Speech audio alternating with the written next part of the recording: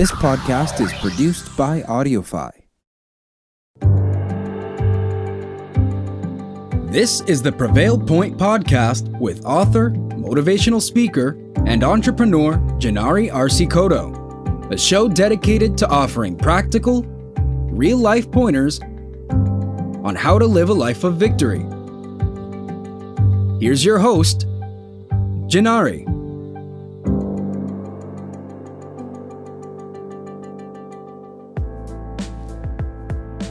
Hello everyone, I am so excited and honored that you have joined the podcast, The Prevail Point, with your host, Jinary Arce-Cotto, the author of Prevail, The Process of Overcoming. This is week number 11, podcast 11, and I cannot believe everything that's gone on in this past 11 weeks. I always say God has jokes. He allowed me to start this podcast called The Prevail Point at a time where we all really needed to prevail. From 11 weeks ago when this pandemic started all over the world, and everything else that has escalated to where we are today is just unreal. What's going on with the protesting, with the looting, with the riots. I mean, I feel like we really are living history. We are making history in everything that's going on.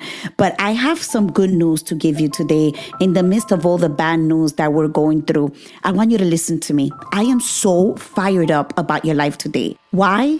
Because sometimes life has to put us against the wall so that we can realize who we are. We can realize how strong we are. We can realize how resilient we are. And we can realize that we can really make a change. And yes, we all know that we want to make a change for this world. We get it. The change is for the racism. The change is for the brutality that's been going on for years. At the end of the day, the change is for equality. The change is for that everyone to be loved. But I want to challenge you today with something. What is going to be your change? I know we're all marching. I know we're all following through with what's going on. But individually, what is the change for you? What change are you making in your home? What change are you making? Are you going to school? Are you becoming a lawyer? Are you becoming a judge? What are you doing to make a change with your life? How are you being the best version of yourself in this situation? Think about that. I know that we're all in this together. I know that we're fighting back. But for you, what are you doing for you? What is your dash going to say when you're gone? What is it that you're going to do to make a difference? And I have to tell you, when God told me to write this book, Prevail, one of the things that I thought about was I need to write this book because God, number one, God was calling me to write it. But number two, so that people could know that you can prevail. People could know that you could go through storms and you can overcome. So that people could know that you're stronger than you think you are. What is going to be your dash? This week was one of my toughest weeks. I have to tell you, one of my toughest weeks. I lost a dear friend of mine in a motorcycle accident. And when I found out, I was devastated. I couldn't understand why 28 years old, full of life, beautiful wife, 2 beautiful children. And from one minute to another, his life was taken.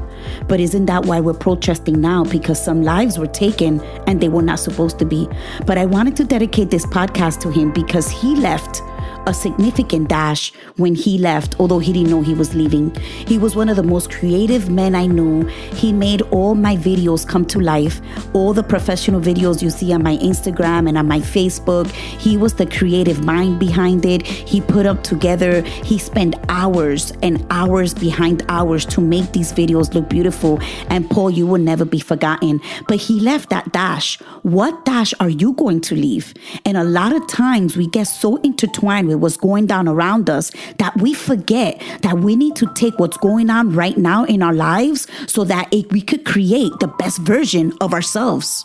In my opinion, we need to stop controlling everything that's around us and start controlling what's going on in your mind. Start controlling what you're watching, what you're reading. Stop controlling what's going on in the world and start controlling what's going on in your mind. That is so deep because sometimes all we do is try to control the people, try to control the circumstances, trying to control everything that's around us, but we don't take out any time to control what's going on in our minds. Do you understand that your brain can't comprehend what you are capable of doing?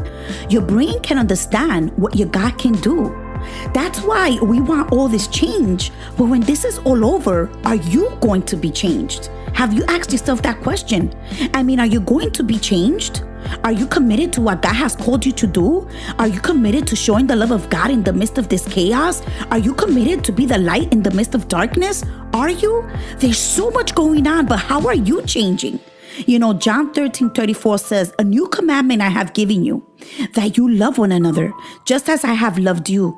You also are to love one another." Doesn't this world need love? Oh my God, if there's a time in history we needed God, it is now. Listen what the word says about racism. Galatians 3:28 and Romans 10:12. There is neither Jew nor Greek. There is neither slave nor free. There is no male and female, for you are all one in Christ Jesus. Look at what it says in Romans 10:12. For there is no distinction between Jews and Greek, for the same Lord is Lord of all, bestowing his riches on all who call on him. Are you calling on him in these chaos times? Are you calling on him when all this is going on around you? Are you? Look at what Revelation 7:9 says. After this, I looked, and behold, a great multitude that no one could number, from every nation, from all tribes and peoples and languages, standing before the throne and before the Lamb, clothed in white robes, with palm branches in their hands. It says from all tribes and people and different languages. This is the second coming of Jesus Christ. Are you ready for that day? Are you? With so much going on, have you given your heart to Christ? Have you understood that we with our own power cannot do it? Have you understood that this world, what it really needs is love? Have we understood that the love that they're looking for is the love of God? Is the one that died on the cross of Calvary for you and I? It says in John 7:24, do not judge by appearances, but judge with right judgment. Acts 10:34-35. So Peter opened his mouth and said, truly I understand that God shows no partiality, but in every nation, anyone who fears him and does what is right is acceptable to him. In these times, you could either make excuses or you could prevail. I'm going to say it again. In these times, you could either make excuses or you can prevail. What are you going to do? In my corporate life, I have experienced a lot of prejudice and a lot of racism. Number one, because I'm a woman. Number two, because I'm Hispanic. I have an accent if you haven't realized that yet. I'm very passionate. I'm extremely motivated and I love to win. And for some people, that has been threatening. And for almost 12 years, I have to say, in my corporate arena, I have been judged. I have been belittled. I have been told, you don't know how to speak English. How is it that you get this business? Oh, it's the way you look. It's the way you dress. Never have they told me it's because of my efforts. It's because I'm smart. It's because I'm wise. It's because of the grace and favor of God, which I know it is. The flip side of that is people telling me, oh, you got the business because you're Hispanic. Oh, is that you're a woman? Oh, people feel sorry for you. I've heard it all. But I have to tell you that I never saw the racism or the prejudice as something to stop me.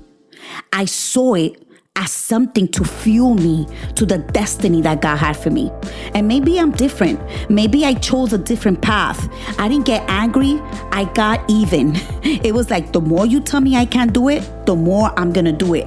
And I have to tell you, it probably took about 12 years for me to be truly respected in my job. And maybe I'm wrong, but that's how I feel and that's how I have felt.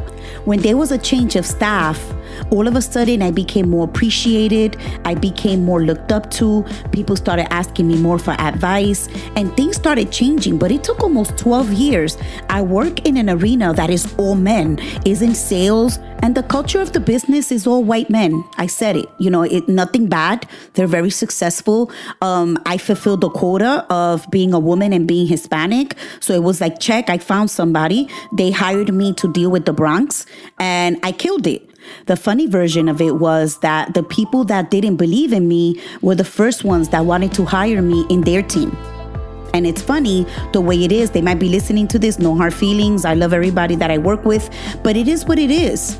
You're judged according to the way you look, the way you dress, the way, that's just the way life is. But there came a time in my life where it wasn't about that. I didn't care what they thought. I didn't look at that.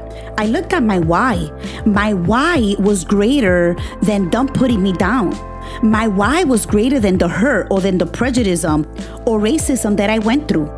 And I have to encourage you today that your why has to be greater than your hurt. It has to be greater than your tears. It has to be greater than your broken relationships. You have to figure out what your why is. So when you're going through the pain, you keep on moving forward. It's not an option to stay down. You have to get back up. You have to be strong. You have to figure out your why and make that your motivation to finish the task that you started. And make that the motivation to become the best version that you were created to be. Because life is going to beat you up. And let me tell you, I remember those days back then, about 12 years ago. My daughter was, actually 15 years ago, my daughter was 3 years old. And I got my foot out the door in corporate America. And although I had my bachelor's degree in social work, I decided to go into sales because I already had a business in financial services. And I learned so much in that business. And I said, no, I could do this on my own. And I treated my job as a business. And let me tell you something, I've made millions in that job. And why? Because I didn't let anybody tell me who I was. I decided to let God tell me who I was. I decided to let my why fuel me to the destiny that I needed to be at. And I have to encourage you to do that in these trying times. From the pandemic to the riots to everything that we're going on today, you got to figure out your why. You have to figure out a way to push forward and push out that pain to become the best version of yourself. I hope that you can take what's going on in the world right now and become who God has created you to be. You are better than you think you are. You are stronger than you think you are. And I am excited because you are becoming the best version of who you need to be. God bless you all. I pray that this nation somehow unites. I pray that while you're listening to this, that God may put peace in your heart, an overwhelming peace for you to understand that everything will be okay and that somehow, some way, we're going to make it through this. I pray safety over you and your family. I pray the blessings of God over you and your generations to come, and that you may find the love of God above all things. And lastly, Paul, you will never be forgotten. Your creativity made my videos amazing. You did awesome while you were here. Sometimes we don't understand why things happen. I pray for your wife and for your children. And I know somehow, some way, we're going to make it through this. God bless you all and talk to you next week. Bye.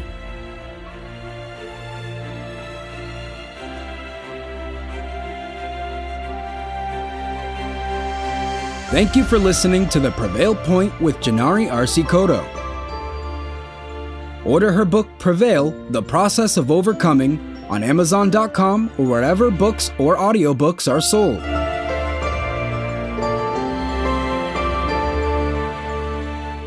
We'll see you next time.